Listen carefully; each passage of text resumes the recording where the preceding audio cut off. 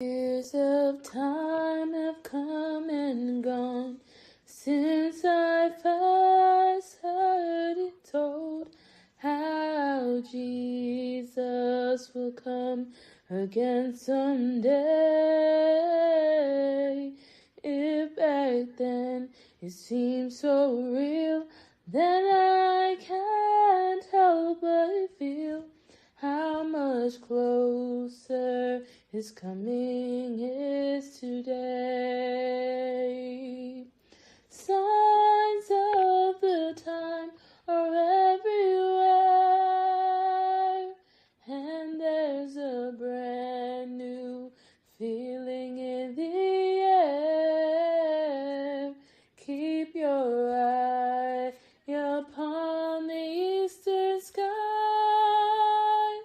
Lift up your head, redemption draweth nigh. Greetings and salutations in the name of the Most High God. To my friends, my family, my friends of friends, to Christians, Catholics, all seed of Abraham, the Muslims, Jews, Messianic Jews, Hebrew Israelites, Orthodox Jews, non-believers, pathfinders. Greetings and welcome. You are listening to the Signalman broadcast. I am Daniel Signalman, and at the Signalman broadcast, we introduce people to the way, the truth, and the life. Jesus said, "For God so loved the world that he gave his only begotten Son, that whosoever believeth in him should not perish but have everlasting life." Our Lord is not slack concerning his promises, as some men count slackness, but is long-suffering to us words, not willing that any should perish, but that all should come to repentance. Yes, indeed. At the Signalman broadcast, we introduce you to the signs of his coming. We show and indicate and point you to the signs or the evidence that indicates that he's coming. Today, I am pleased, thoroughly pleased to introduce you to some people. Khai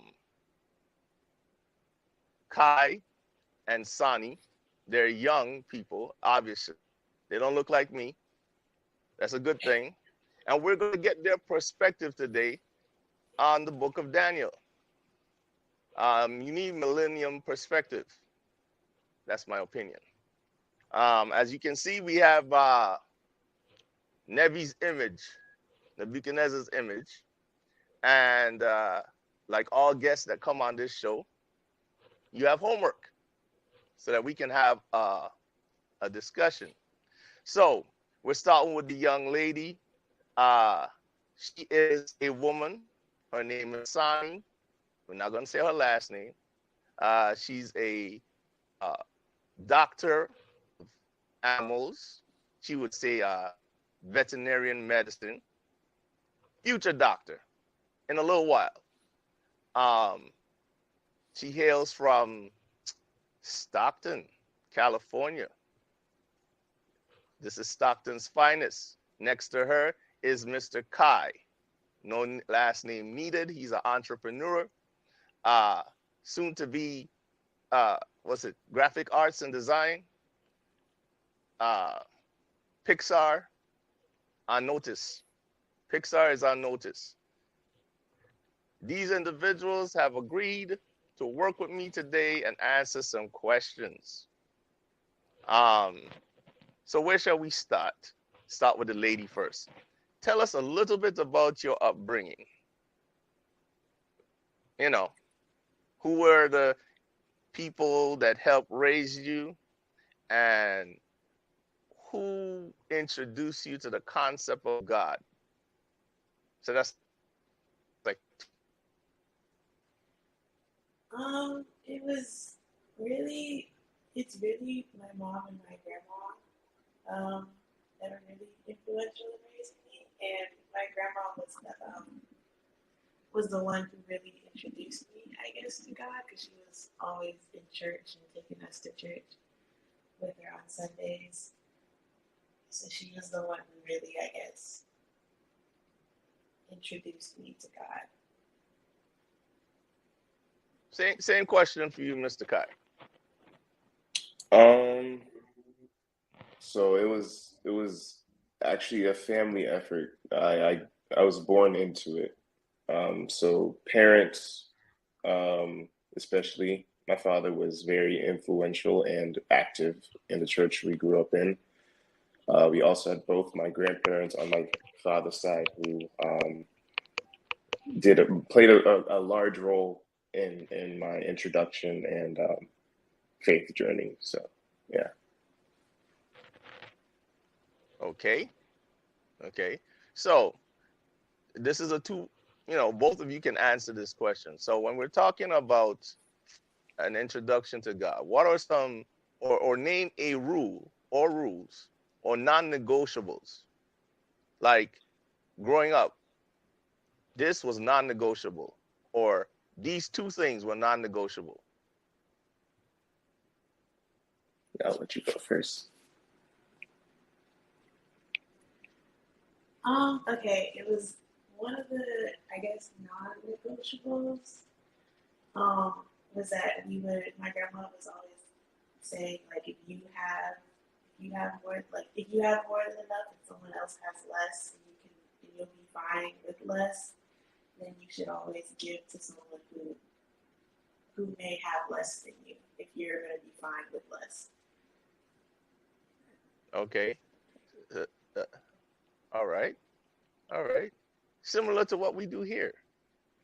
All proceeds go to help women in Alabama, and then relief in U.S. Virgin Islands, Puerto Rico, and Trinidad.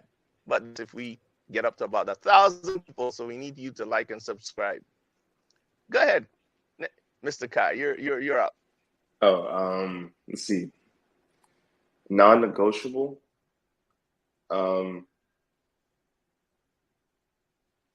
I would say the way my parents raised me was that Sabbath or Saturday in the religion I grew up in was not just the day to go to church, it's a day to do God's work. So whatever that is in your interpretation of that, that doesn't mean you have to go to church every Saturday. And I still hold that.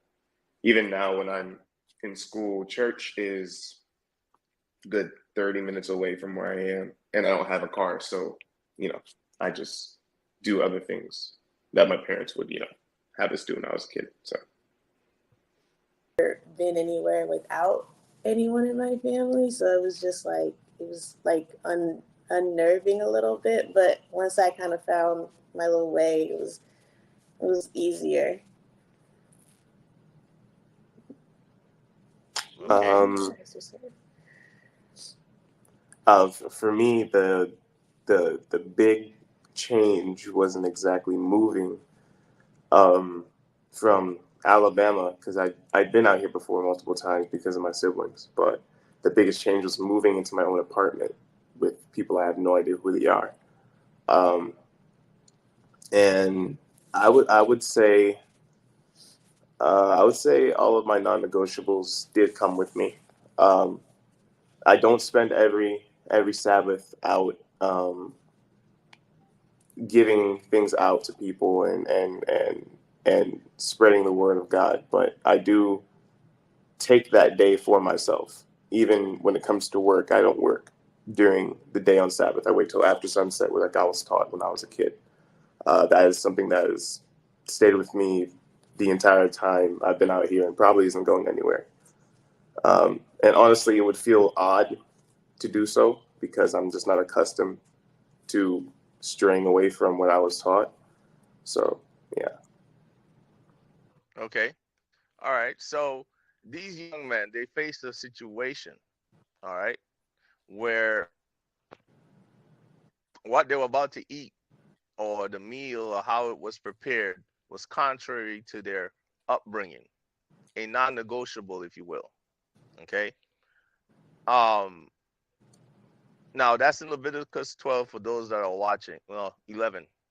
Leviticus 11 for the reasons why many Jews, Muslims, and people don't eat certain types of food, right? Let's let's get into the discussion of how do millennials, younger adults deal with authority in terms of you run into authority whether you're at work, somebody's in charge, at a school, somebody's in charge. Wherever you're at, if you're not the person in charge, more than likely you're the Indian. You're the one that has to follow. You're the one that you're just the subordinate. How do you think they handled their situation? What was your perspective on it? Now I know I gave both y'all assignments, but how do you think they handled it? Would you have done that? I would say yes. Um, Only because once again the way I was raised, I Leviticus said it was 11, right? Leviticus 11 was adamantly preached in church, taught in pathfinders, etc. So yes, I would have held my ground there.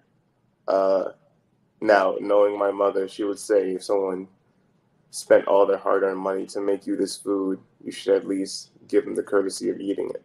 But certain things are non-negotiable. Um, so I would have held my ground. I probably would have done the exact same thing they did and say, just feed us what we would normally eat, and if we look worse, then you can give us whatever the king tells you to. And in that sense, I feel like in today's day and age, that would be an acceptable response. Uh, no, depending on who, depending on who the person you're talking to is, the response could vary. Like it said when I was reading it, said that God had was softened his heart. I'm paraphrasing here. Basically, allowed Okay, to where he right. was willing to listen to their rationale and give them a All right. chance. So So yeah, something about their demeanor, something about their exactly, upbringing, their behavior caused that guy to see them in a different light. exactly, yeah. Well, all right. So because I know our time is short, I want to advance the conversation, Sani, to Nebi's dream. Because remember, you said you traveled with everything from grandma. So how would you have dealt with it?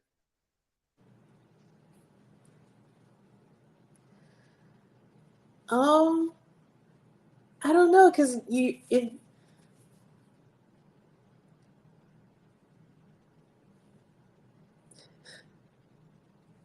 There's like not a if right or wrong answer. It's just your answer. It's your answer. I guess I don't know how I don't think I would be able to deal with it just because you're telling me essentially like everything that I know, or if my interpretation is wrong and it's not what you want to hear, then it's not valid or there's no truth to it in any way. So it's like and you're just asking me based on what I know and what I've learned as I've grown. So it's like unfair in a sense because you're discrediting everything I'm saying based on what I know. But I can't give you more than what I know. Well, and another thing with this is that these young men um would be considered like the aristocrats, right? They're the elite young men of their home. So they're not necessarily the king's men, but they're the noblemen's sons, or not the king's sons, but the noblemen's sons, right? And they were asked to, you know the dream. So the king forgot the dream. He needs to know the dream, remember the dream, and give the interpretation. So, um, are your grandparents, both of you, are your grandparents, praying people? Yeah, my Okay. grandma did. All right. So what do you think of their response in terms of what they did? Or do you notice anything about their response, Sani? And how it was dealt with?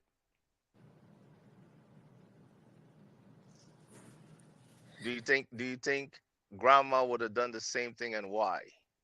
Do you think your grandparents would have done the same thing, Kai, and why? In terms of how they responded to the king's demand. And when you ask that, you're speaking of the initial people Yeah, that the we're, king we're still asked, with the the dream. astrologers and such, not Chapter 2. Daniel. Yeah, Okay. yeah, yeah. We're just talking about chapter 2, right? Chapter 2, Nebuchadnezzar has a dream. And Iksani said, it's unfair what he's asking. He wants you to know a dream that he had, but he's going to kill you because you don't dream that he had. You're going to die, and your house is made of rubble. That's your lot, because you Mm-hmm. don't know his dream and you don't have the ability to interpret it neither. But he wants both. So based on what I'm asking is, will you be able to handle it the way grandma and abuela and your grandparents have done it, or you're in trouble? I'll And be why? I will be 100% honest. Um, I might be in trouble, and I will say that only because um, my grandmother on my father's side, 'cause that's the only one that I know is an avid praying woman. She will pray to find her glasses, and this is not a jab.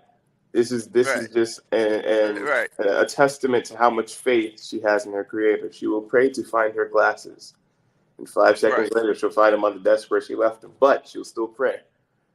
right. So, knowing her in that situation, she's gonna do exactly what Daniel did. She's gonna pray that God reveals the dream to her. I myself, in the face of tell me what you don't know or you die, I'm gonna say, oh, just kill me. So Right.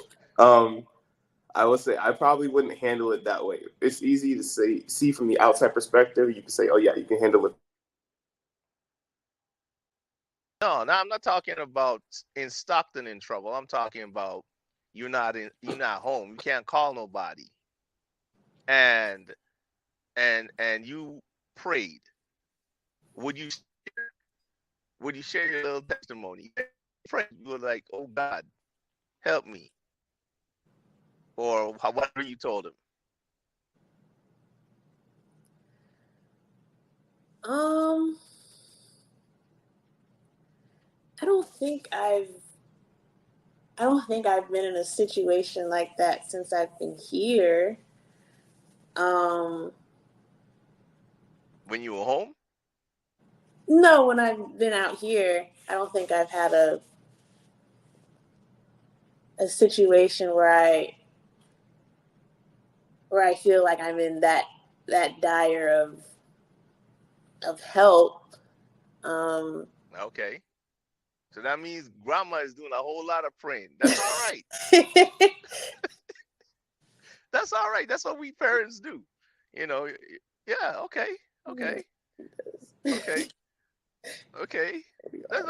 Hey, that's why I'm asking you guys to do the interview with me, because again, there's a different perspective when you're 18 and 19 and 20 and 21. When I was 18, man, you couldn't tell me feces, doo-doo, nothing. Like, I wasn't worried about death. Like, that was just something that was going to happen and I wasn't concerned. And then all of a sudden, I had a child. All of a sudden, you start to be concerned about somebody else eating. Even when I got married, I wasn't really concerned.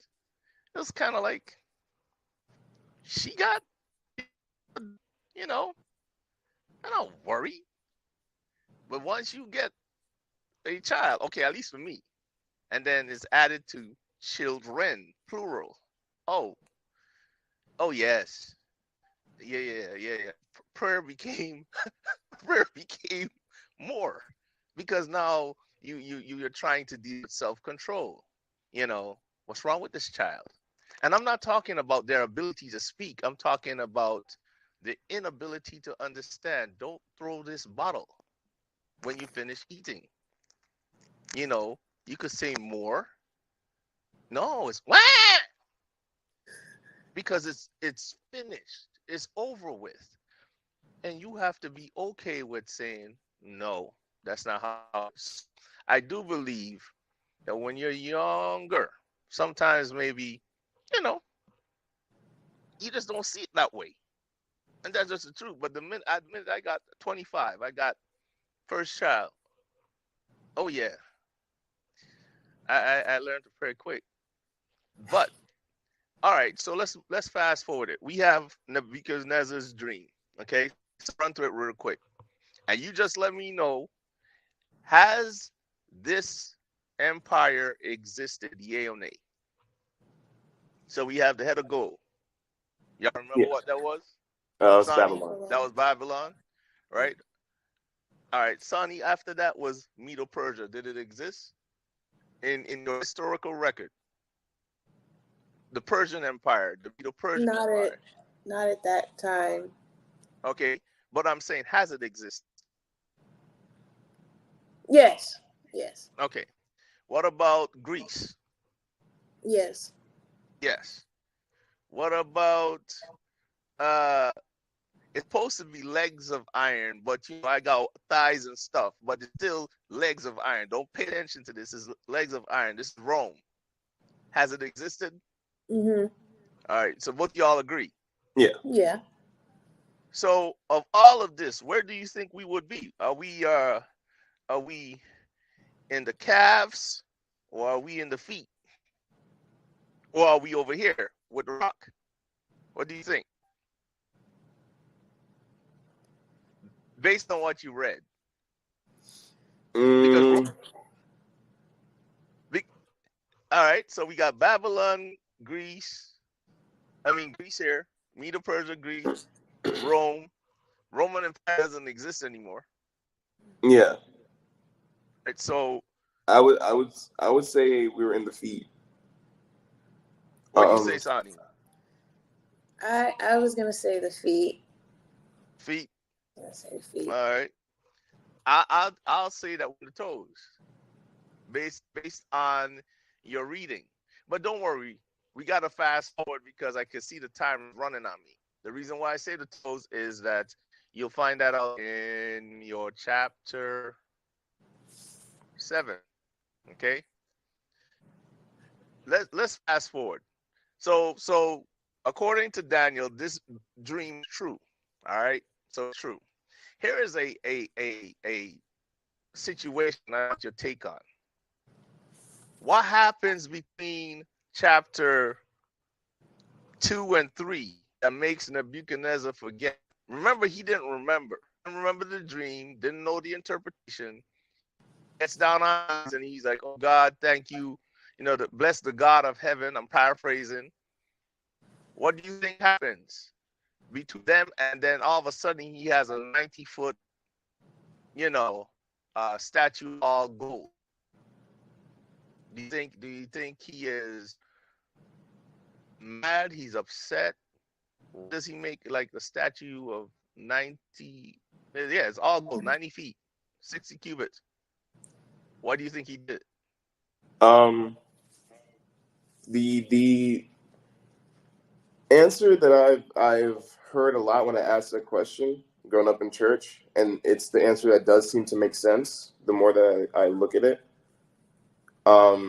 is that a lot of people believe that dreams, if they have a bearing on real life, can be altered depending on what you do in real life. So with that idea, instead of making just the head gold, meaning that the other nations would come and take over what he has, he made the entire image gold. symbolizing that his nation would last forever.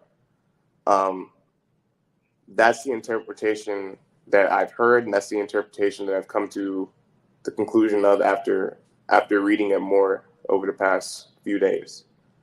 Okay. Yeah.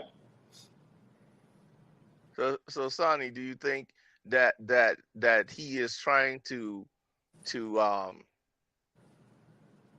that, or is he coming? Is he being defiant? Is he being defiant because chapter 1 or chapter 2 rather, at the end he was praise the God of Daniel, gave all these accolades, elevated them to number 1 overall, the magicians. So is he trying to stop the future from happening the way Khai is talking about it, or do you think he's being defiant? I think when I think about it, I think he is being defiant.